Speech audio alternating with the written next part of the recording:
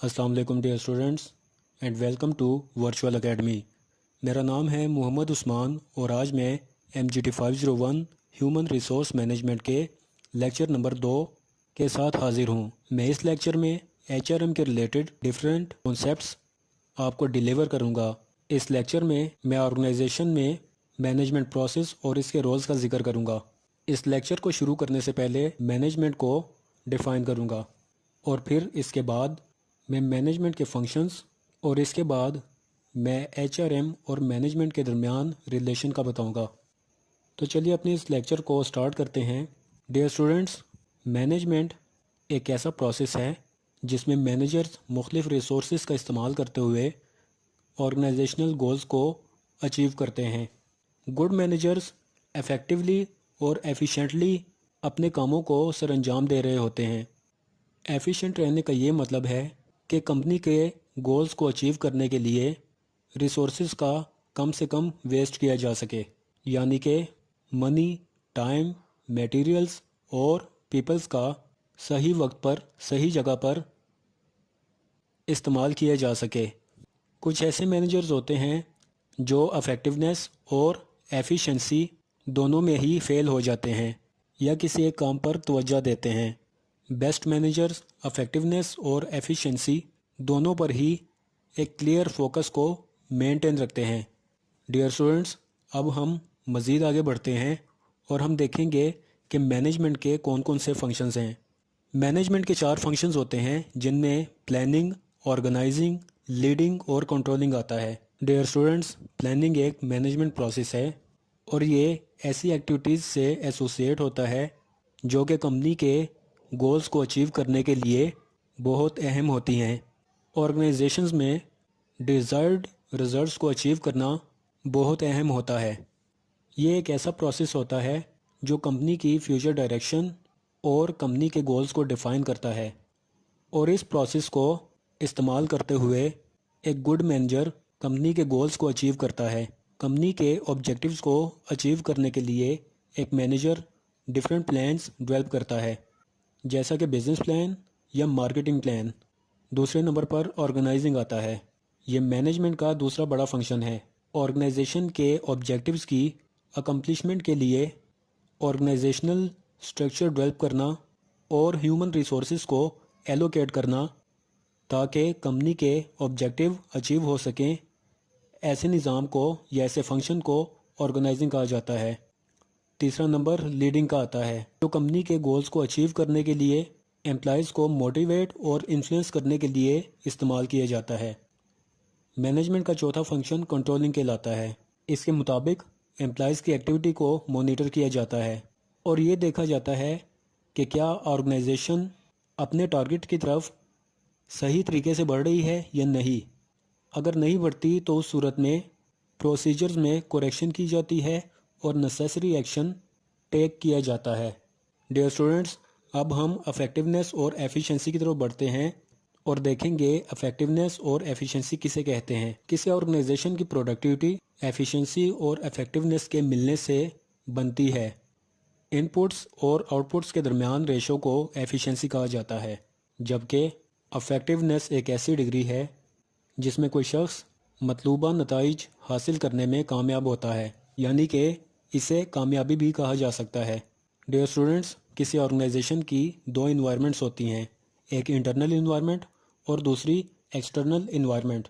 Internal environment में company के तमाम मुलाजमीन शामिल होते हैं, जबकि एक्सटर्नल इन्वायरमेंट में कस्टमर्स, सप्लायर्स, कंपेटिटर्स और रेगुलेटरी एजेंसीज शामिल होती हैं। डियर स्टूडेंट्स, अब हम मैनेजर और टाइप ऑफ मैनेजर्स की बात करेंगे। मैनेजर एक ऐसा शख्स होता है जो इस बात का ज़िम्मेदार होता है कि ऑर्गेनाइजेशन की एक्टिविटीज़, ग्रुप्स और स्टाफ को कंट्रोल और एडमिनिस्ट्रेट कर सके। मैनेजर्स की 3 टाइप्स होती हैं, स्ट्रेटेजिक मैनेजर्स, टैक्टिकल मैनेजर्स और ऑपरेशनल मैनेजर्स।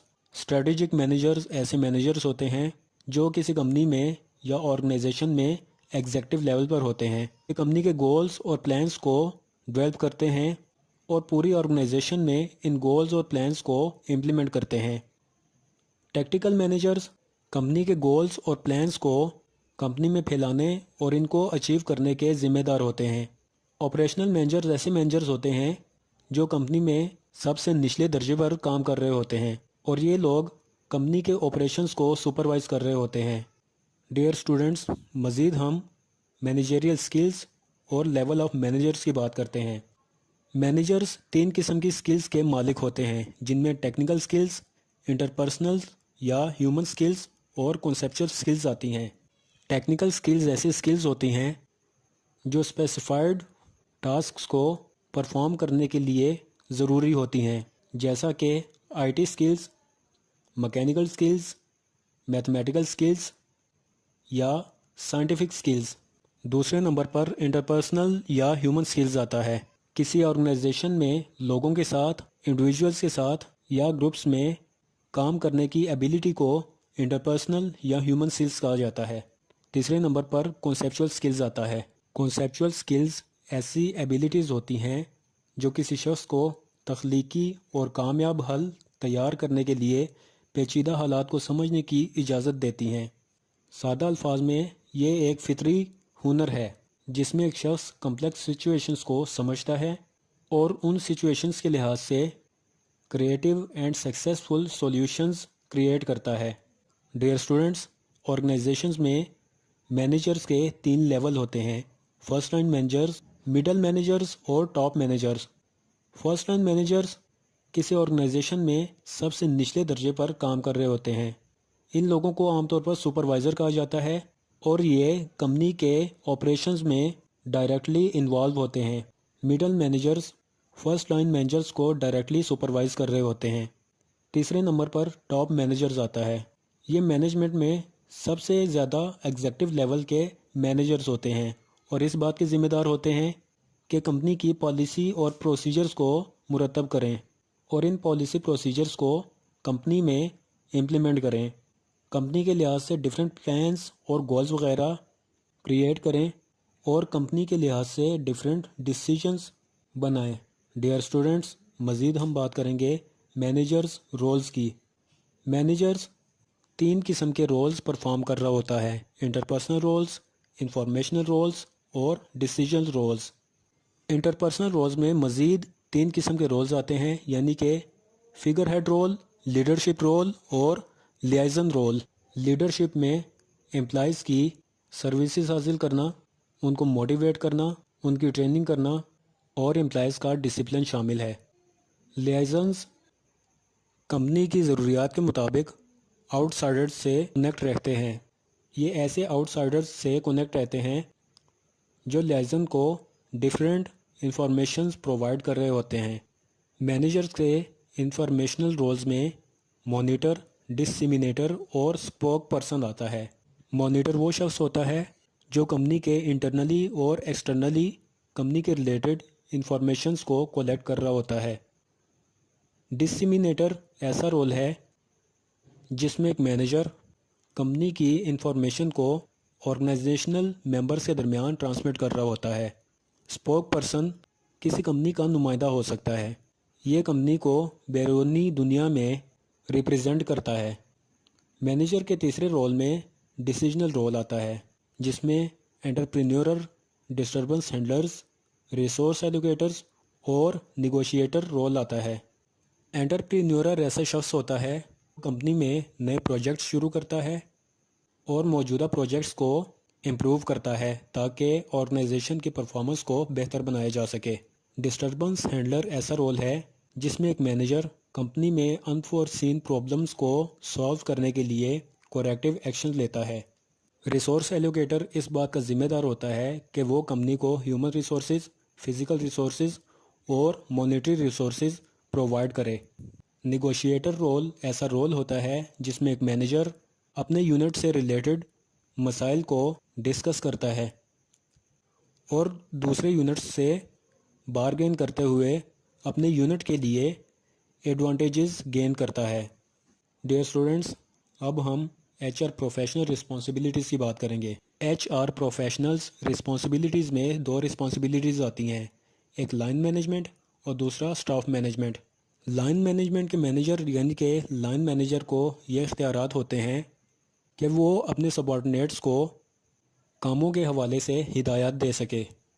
یہ لوگ کسی کے باس بھی ہو سکتے ہیں۔ اس کے علاوہ لائن مینیجرز وہ لوگ ہوتے ہیں جو آرگنائزیشن کے بیسک گولز کو اکمپلش کرتے ہیں۔ اسٹاف مینجمنٹ کے مینیجر کو اسٹاف مینیجر کہا جاتا ہے۔ یہ مینیجر لائن مینیجر کا سبارڈینیٹ ہوتا ہے۔ یہ مینیجر لائن مینیجر کو کمپنی کے بیسک گولز اکمپلش کرنے کے معاملات میں اسسٹ کر رہا ہوتا ہے۔ عام طور پر ایچ آر مینیجرز کو اسٹاف مینیجر کہا جاتا ہے۔ ڈیئر اسٹوڈنٹس، اب ہم دیکھیں گے مینجمنٹ کے ایچ آر ایم کے ساتھ کیا ریلیشن شپس ہیں۔ ہر طرح کی مینجمنٹ میں موجود مینیجرز 5 بیسک ٹاسکس یعنی کہ پلاننگ، آرگنائزنگ، اسٹافنگ، لیڈنگ اور کنٹرولنگ جیسے ٹاسکس پرفارم کر رہے ہوتے ہیں۔ ایچ آر مینجمنٹ ان تمام ڈپارٹمنٹس یعنی کہ مینجمنٹس کے کام میں اس لحاظ سے انوالو ہوتی ہے کہ وہ تمام مینجمنٹس یا ڈپارٹمنٹس کے لیے پالیسی پروسیجرز بناتی ہے۔ ایچ آر مینجمنٹ کسی آرگنائزیشن میں productivity, operations, relation ships, conflict, stress اور ریوارڈ سسٹم کے لحاظ سے مدد فراہم کرتی ہے۔ کسی آرگنائزیشن کی افیکٹونیس اور سکسیس اس آرگنائزیشن کی مین پاور کی افیکٹونیس پر ڈیپینڈ کرتی ہے۔ ڈیئر اسٹوڈنٹس، یہ تھا ہمارا دوسرا لیکچر۔ میں امید کرتا ہوں اس لیکچر میں بھی آپ کے بہت سے کنسیپٹس کلیئر ہو چکے ہوں گے، اور میں امید کرتا ہوں کہ یہ lecture paper point of view کے لحاظ سے آپ کے لیے بہت زیادہ اہمیت کا حامل ہوگا۔ تو ملتے ہیں اپنے نیکسٹ لیکچر کے ساتھ۔ تب تک کے لیے اپنا بہت سا خیال رکھیے گا۔ اللہ حافظ۔